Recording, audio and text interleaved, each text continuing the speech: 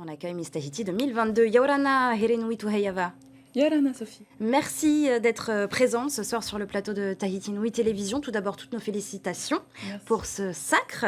Vous travaillez dans le tourisme. Vous passez également en ce moment même un Master 2 en web marketing et vous avez été élue Miss Tahiti. Comment est-ce que vous faites pour jongler entre tout ça?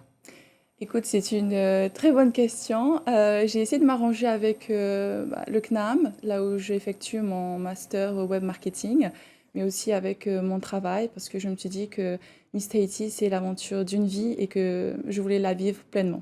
Donc vous ne mettez rien en pause, vous continuez à tout faire. Finalement, selon vous, c'est ce que vous voulez montrer.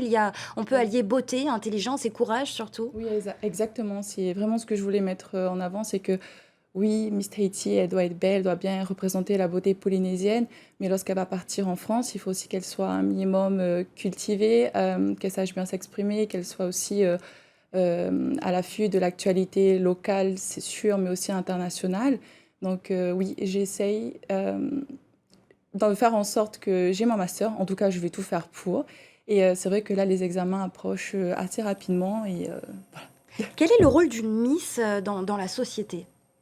Alors, du coup, je travaille à Tahiti Tourisme en tant que chargée de communication. Et donc, mon rôle dans ce métier, c'est de mettre en avant les acteurs touristiques. Et maintenant que je suis ambassadrice de la Polynésie française, mon rôle est de mettre, donc, de mettre en avant la Polynésie dans toute sa globalité. Donc, ça implique la culture, notre culture qui est riche, la diversité de nos paysages, mais aussi et surtout notre peuple. Et c'est important aussi pour moi, Miss Tahiti, parce qu'elle va me permettre de faire passer des messages forts, notamment la cause que je soutiens. La jeunesse. La jeunesse. Alors pourquoi avoir choisi la jeunesse? Ça vous tient vraiment à cœur?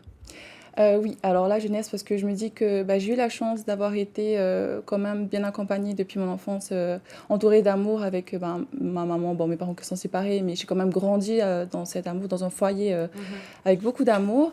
Et c'est vrai que c'est pas le cas de nombreux... De tout le monde, De bien tout le sûr, monde, de nombreux voilà. jeunes. Et j'aimerais quand même les accompagner parce que c'est vrai que dans certains foyers, si par exemple on n'a pas forcément les moyens ou qu'il y a des violences physiques ou bien morales, il n'y a peut-être pas forcément de bons exemples à la maison. Et ce qui est dommage, c'est que la jeunesse, depuis que tu es petit et même adolescent, c'est les moments les plus importants dans la vie. De la vie, Et c'est là où tu vas reproduire ce que tu vois.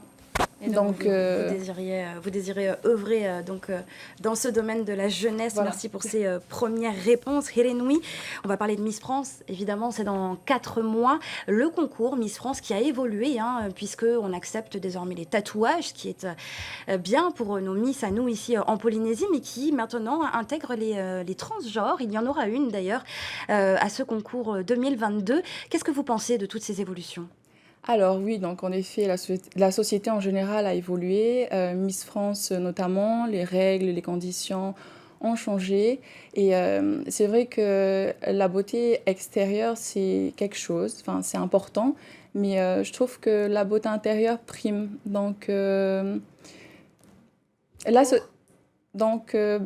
on verra comment ça va évoluer, mais pour moi, la beauté intérieure prime le plus. Vous n'y voyez pas, du coup, forcément de problème. Voilà, tout le monde peut être tout le monde admis tout le monde peut être Miss. À un concours de Miss.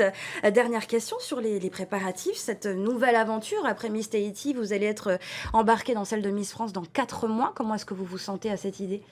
Écoute, comme pour l'aventure Miss Tahiti, je me suis donnée à 100%. Pour Miss France, je me donnerai à 1000%, donc je ferai de mon mieux côté, évidemment physique, mais encore une fois intellectuellement, donc être à l'affût de toutes les actualités, et je ferai de mon mieux pour représenter au mieux notre peuple polynésien. Et on vous souhaite bon courage. Merci beaucoup, Herenui, d'avoir été notre invitée ce soir. Merci.